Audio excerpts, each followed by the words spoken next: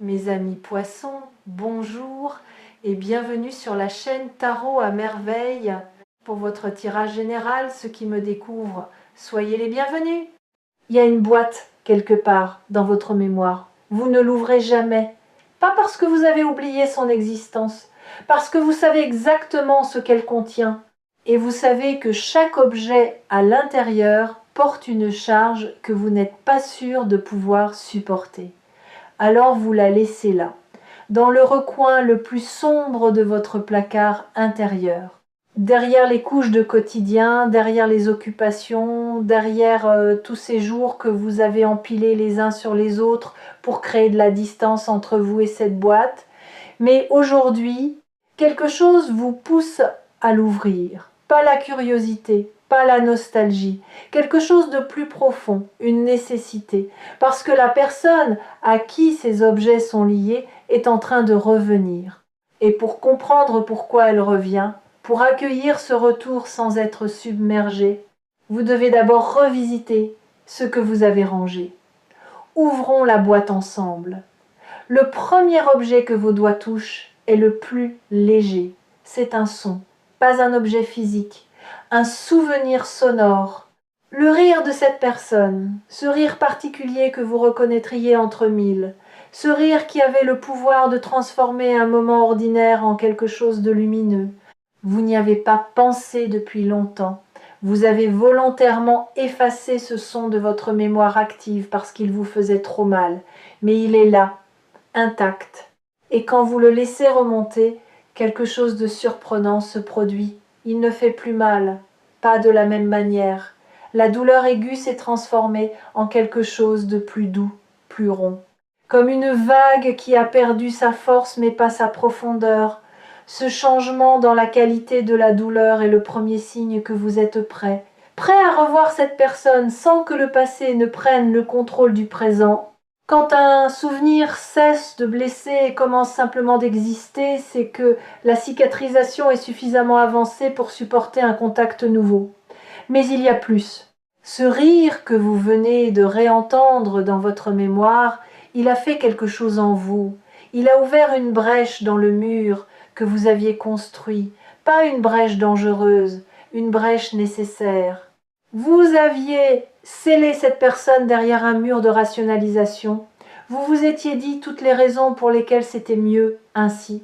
Pourquoi la distance était saine. Pourquoi le silence était la bonne réponse. Et ces raisons étaient valides. Elles le sont encore. Mais un mur construit uniquement avec des raisons est un mur qui ignore le cœur. Et le cœur, lui, n'a que faire de vos raisons. Il bat, il se souvient, il reconnaît. Et quand il reconnaît un son, un rire, une fréquence familière, aucun mur de raison ne peut l'empêcher de vibrer. Laissez-le vibrer. Ce n'est pas une faiblesse. C'est votre humanité qui fait son travail. Deuxième objet dans la boîte, celui-ci est plus lourd, c'est une conversation, la dernière vraie conversation que vous avez eue avec cette personne. Pas la dernière chronologiquement, la dernière qui comptait. Celle où quelque chose d'authentique a été échangé. Peut être que c'était une dispute, peut être que c'était un aveu, peut être que c'était un silence partagé qui disait plus que n'importe quel discours. Cette conversation est restée gravée en vous parce qu'elle portait un message que ni vous ni l'autre n'étiez capable de déchiffrer à l'époque. Un message codé dans les mots, les hésitations, les regards détournés, les larmes retenues. Aujourd'hui, avec le recul, avec la maturité que le temps a construite en vous, ce message commence à se révéler. Et ce qu'il dit est plus simple que tout ce que vous aviez imaginé. Il dit « Nous ne sommes pas finis ». Pas au sens romantique nécessairement, pas au sens d'un retour identique à ce qui a été, au sens d'un lien qui n'a pas accompli tout ce qu'il devait accomplir. D'une histoire dont le dernier chapitre n'a pas encore été écrit, vous avez cru que c'était fini, que le départ de cette personne ou votre propre éloignement avait mis un point final à quelque chose. Mais ce que vous aviez pris pour un point final étaient en réalité des points de suspension. Et les points de suspension, par définition, sont une promesse de suite. Troisième objet. Celui-ci vous surprend. Ce n'est pas un souvenir agréable ni un souvenir douloureux, c'est un doute. Le doute que vous portez depuis que cette personne est partie, le doute de savoir si vous avez fait le bon choix, si vous avez dit les bons mots, si vous avez assez donné, assez retenu, assez combattu. Ce doute est un compagnon fidèle, discret mais constant, qui vous accompagne dans les moments de solitude et qui murmure « et si ?» Et si vous aviez dit autre chose ce jour-là? Et si vous aviez été plus patient, plus présent, plus courageux? Et si vous aviez retenu cette personne au lieu de la laisser partir? Ou au contraire, et si vous l'aviez laissée partir plus tôt au lieu de vous accrocher? Ces « et si » sont des labyrinthes sans sortie, vous le savez. Vous savez que le passé ne se modifie pas. Et pourtant, le doute persiste. Voici ce que je veux vous dire au sujet de ce doute. Il ne prouve pas que vous avez fait une erreur. Il prouve que le lien avait de l'importance. On ne doute pas au sujet des personnes qui ne comptent pas. On les oublie, sans effort, sans labyrinthe mentaux. Le doute est, paradoxalement, la preuve de la profondeur de la connexion. Et cette profondeur est exactement la raison pour laquelle cette personne revient. Mais le doute cache aussi autre chose. Il cache votre propre croissance. Parce que la personne qui doute aujourd'hui n'est pas la même que celle qui vivait ces événements à l'époque. Vous posez des questions que l'ancien vous n'aurait jamais posées. Vous envisagez des nuances que l'ancien vous n'aurait jamais perçues. Le doute lui-même a mûri. Il n'est plus ce questionnement obsessionnel et circulaire qui vous réveillait à 4 heures du matin. Il est devenu une forme de méditation, une capacité à tenir l'incertitude sans qu'elle vous détruise. Et cette capacité, cette tolérance à l'ambiguïté est exactement ce qu'il faut pour naviguer le retour de quelqu'un dont l'histoire avec vous ne rentre dans aucune case simple. Quatrième objet, en fouillant plus profondément dans la boîte, vos doigts rencontrent quelque chose que vous ne vous attendiez pas à trouver. Ce n'est pas un souvenir de l'autre, c'est un souvenir de vous, de qui vous étiez quand cette personne faisait partie de votre vie. Et cette version de vous est différente de celle que vous êtes maintenant. Pas meilleure, pas pire, différente. Plus spontanée peut être, plus vulnérable, plus vivante dans certains aspects, mais aussi plus naïve, plus dépendante, plus encline à se perdre dans l'autre au lieu de se trouver en soi. Vous avez grandi depuis, vous avez changé, pas seulement en surface, en profondeur, votre manière d'aimer a changé. Elle était autrefois une vague qui submergeait tout, vous y compris. Elle est maintenant une marée, puissante mais rythmée, qui avance et qui recule, qui sait donner de l'espace sans se retirer, qui sait être présente sans envahir. Cette évolution est directement liée au départ de cette personne. L'absence vous a enseigné ce que la présence ne pouvait pas enseigner. Comment être entier sans l'autre? Comment être complet dans la solitude? Comment transformer le vide laissé par quelqu'un en espace de croissance personnelle? Et voilà le paradoxe magnifique de la situation. C'est parce que vous n'avez plus besoin de cette personne qu'elle peut revenir. Tant que vous aviez besoin d'elle, tant que son retour était une question de survie émotionnelle, la porte restait fermée, non pas par cruauté du destin, par sagesse. Parce que retrouver quelqu'un depuis un état de manque ne produit jamais une relation saine. Cela produit une dépendance mise à jour, un attachement recyclé, un schéma relancé. Mais retrouver quelqu'un depuis un état de plénitude, cela produit quelque chose d'entièrement différent. Un choix, pas un besoin. Un choix libre, conscient, posé depuis un lieu de solidité intérieure. Et c'est ce choix-là que la vie vous prépare. Réfléchissez un instant à ce que cela signifie. Avant, si cette personne était revenue, vous l'auriez accueillie avec un mélange de soulagement et de terreur. le soulagement de retrouver ce qui manquait, la terreur de le perdre à nouveau. Et cette dynamique aurait recréé exactement les mêmes conditions que la première fois, la même danse anxieuse, les mêmes questions non posées par peur de la réponse, les mêmes compromis faits par peur de la solitude, le même sacrifice de soi déguisé en amour.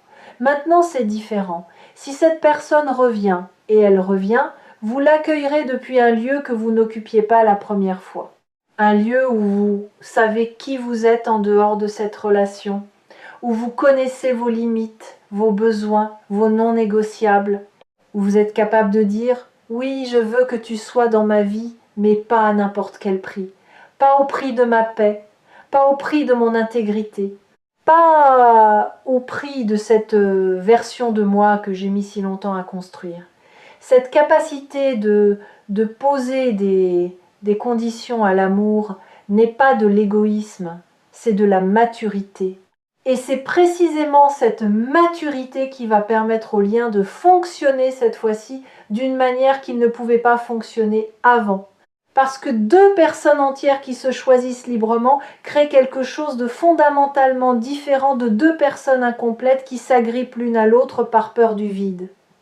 Ce que vous allez construire ensemble, si vous le choisissez, sera neuf.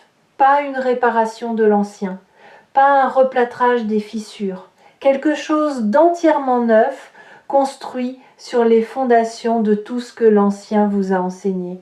Et ces fondations, parce qu'elles ont été testées par la tempête, seront les plus solides que vous ayez jamais posées. Si vous écoutez cette vidéo sur Tarot à merveille en ce moment, c'est que votre plénitude a atteint un niveau suffisant pour que ce retour soit non seulement possible mais bénéfique. Vous n'attireriez pas ce message si vous n'étiez pas prêt à le recevoir. L'univers n'envoie pas des invitations à ceux qui ne sont pas en état de danser. Cinquième objet, au fond de la boîte, sous tous les autres, il y a quelque chose que vous n'avez jamais regardé directement. Un cadeau que cette personne vous a fait sans le savoir. Le cadeau de la perspective.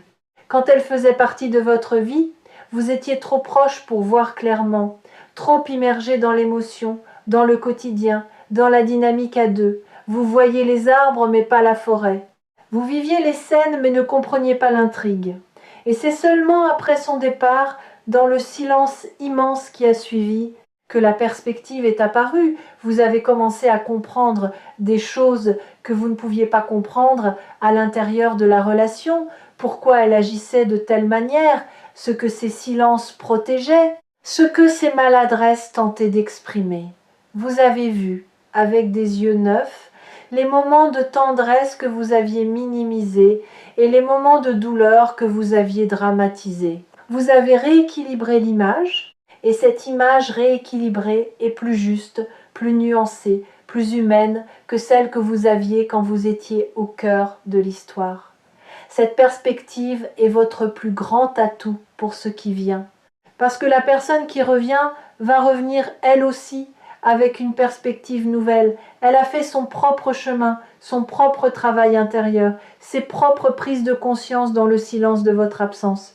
Et quand deux personnes qui se sont connues dans l'aveuglement de la proximité se retrouvent avec les yeux de la distance, ce qui se produit n'est pas des retrouvailles. C'est une première rencontre, la première vraie rencontre. Celle où l'on voit l'autre tel qu'il est réellement, pas tel qu'on avait besoin qu'il soit. Et cette première vraie rencontre portera en elle une tendresse que vous n'aviez jamais connue ensemble. Pas la tendresse de la passion qui consume. La tendresse de la reconnaissance de deux êtres qui savent ce qu'ils ont traversé séparément pour arriver à ce point. Qui portent chacun leurs cicatrices de la même bataille, menée sur deux fronts différents, et qui, en se revoyant, n'ont pas besoin d'expliquer, parce que l'explication est inscrite dans les yeux, dans le tremblement presque invisible de la voix, dans cette manière de se tenir un peu plus droit, un peu plus solide, un peu plus vrai qu'avant. Cette tendresse-là ne se fabrique pas, elle ne s'imite pas, elle ne se produit qu'entre deux personnes qui se sont perdues et retrouvées. Et elle est l'un des trésors les plus rares de l'expérience humaine. Maintenant parlons du retour lui-même, de sa forme, de son timing, de ce à quoi vous devez vous attendre et plus important encore de ce que vous ne devez pas attendre. Ce retour ne ressemblera pas à une scène de film. Il n'y aura pas de course sous la pluie, pas de grandes déclarations, pas de gestes héroïques. Le retour sera discret, presque ordinaire, un message, un appel, une présence quelque part où vous ne l'attendiez pas. Peut être un nom qui apparaît sur votre téléphone après des mois de silence, peut être un croisement physique dans un lieu inattendu, peut être une information qui vous parvient par un tiers et qui vous apprend que cette personne a pensé à vous, a parlé de vous, a demandé de vos nouvelles. L'ordinaire de ce retour sera trompeur. Il vous donnera peu être l'impression que ce n'est pas grand-chose, que c'est juste un hasard. Mais vous saurez, quelque part en vous, dans cet endroit qui sait, avant de comprendre, vous saurez que ce n'est pas un hasard, que ce contact apparemment banal est le premier fil d'une nouvelle trame, et que la manière dont vous accueillerez ce premier fil déterminera la qualité de toute la trame qui suivra. N'accueillez pas avec de la méfiance. Le passé vous a appris la prudence, et cette prudence est saine. Mais la méfiance est la prudence qui a muté en mur. Soyez prudent, pas méfiant. Ouvrez la porte de quelques centimètres, pas en grand, pas d'un coup. Juste assez pour voir qui se tient de l'autre côté. Et si ce que vous voyez est différent de ce que vous attendiez, si cette personne porte sur son visage les traces de son propre voyage, si ses yeux ont cette profondeur nouvelle que seul le temps et la souffrance peuvent creuser, alors ouvrez un peu plus, lentement, à votre rythme. Et n'attendez pas la perfection, ni de vous, ni de cette personne. Les retrouvailles parfaites n'existent pas. Il y aura de la maladresse, des blancs dans la conversation, des moments où vous ne saurez pas quoi dire parce que trop de choses se bousculent et qu'aucun mot ne semble assez grand pour les contenir. Il y aura peut-être un rire nerveux, un silence qui dure une seconde de trop, un regard qui en dit plus que vous n'auriez voulu. Et tout cela sera parfait, pas dans le sens lisse du terme, parfait dans sa vérité, parfait dans son authenticité brute, parfait parce que c'est réel, et que le réel, avec toutes ses imperfections, vaut infiniment plus que le fantasme. Vous avez eu le temps de fantasmer ce retour. Votre esprit a tourné des dizaines de scénarios, des retrouvailles émouvantes, des conversations profondes, des excuses éloquentes. Laissez tomber ces scénarios, tous. Ils ne vous serviront pas. Ils créeront des attentes, et les attentes sont les ennemis du moment présent. Arrivez aux retrouvailles, les mains vides de scénarios. Le cœur plein mais les mains vides. Et laissez le moment lui-même décider de sa forme. Ce retour va aussi réveiller quelque chose en vous que vous aviez mis en sommeil. Une part de vous qui ne fonctionnait qu'en présence de cette personne. Ce n'est pas de la dépendance, c'est de la résonance. Il existe des parties de nous-mêmes qui ne s'activent qu'au contact de certaines personnes, comme un instrument qui ne vibre que lorsqu'une fréquence spécifique est jouée à proximité. Cette personne porte cette fréquence pour vous, et quand elle sera de retour dans votre champ, ces parties endormies vont se réveiller, votre créativité va peu être revenir avec une force nouvelle. Votre humour va peu être retrouvé, cette légèreté que vous aviez perdue. Votre capacité à rêver va peu être se réactiver après des mois de pragmatisme défensif. Ces réveils seront les cadeaux collatéraux du retour, pas les cadeaux principaux. Le cadeau principal sera la possibilité de vivre ce lien d'une manière que vous n'aviez pas pu vivre la première fois. Une manière informée par la douleur, mais pas gouvernée par elle. Une manière où les erreurs du passé ne sont pas effacées, mais intégrées. Où la mémoire sert de boussole, pas de chaîne. Et il y a un aspect de ces retrouvailles que personne ne mentionne jamais. L'humour. Quand deux personnes se retrouvent après un voyage intérieur profond, il y a un moment imprévisible où le sérieux cède la place au rire. Pas un rire de politesse, un rire de soulagement. Le rire de deux soldats qui se retrouvent après la bataille et qui réalisent qu'ils sont encore entiers. Ce rire-là est thérapeutique. Il libère des mois, parfois des années, de tensions accumulées. Il dit « Nous avons survécu et nous sommes encore capables de trouver la légèreté ensemble.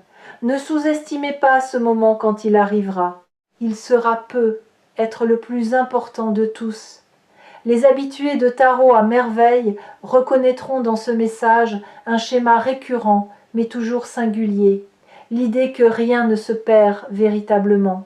Que les liens profonds ne meurent pas quand ils cessent d'être visibles. Qu'ils plongent sous la surface comme des rivières souterraines et qu'ils réapparaissent plus loin, là où le terrain s'y prête. Le terrain, dans votre cas, est enfin prêt, des deux côtés. Refermons maintenant la boîte, doucement, avec soin, mais ne la rangez pas au fond du placard cette fois. Posez-la sur la table, en pleine lumière.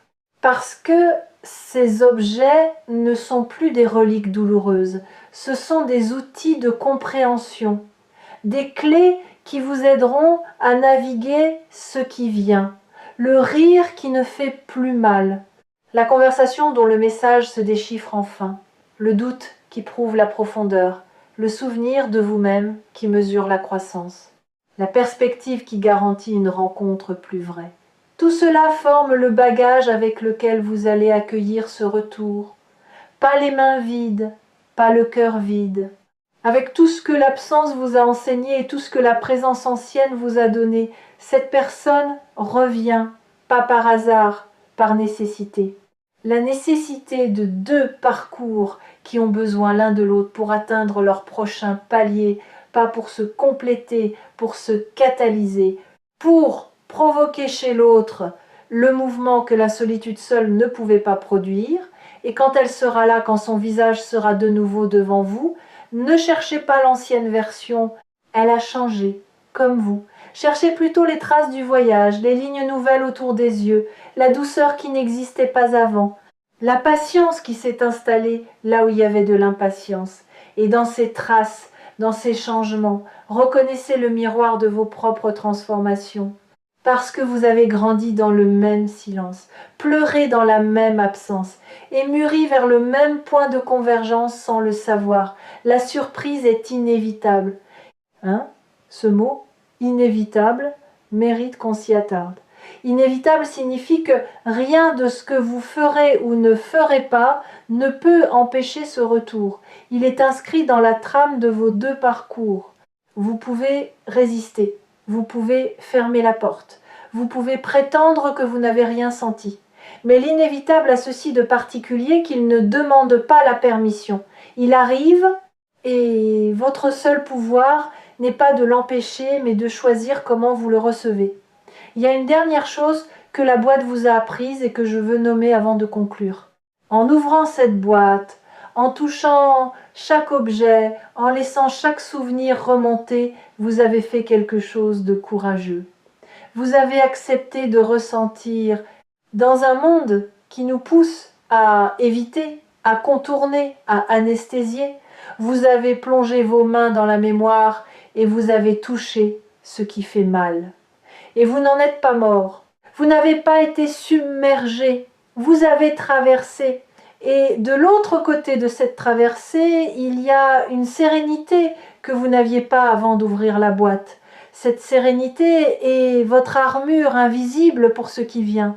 Pas une armure qui empêche de ressentir, une armure qui permet de ressentir sans se perdre, qui permet de revoir cette personne en sentant le tremblement mais sans tomber, en reconnaissant la charge mais sans être écrasé, en accueillant l'émotion mais sans la laisser prendre les commandes.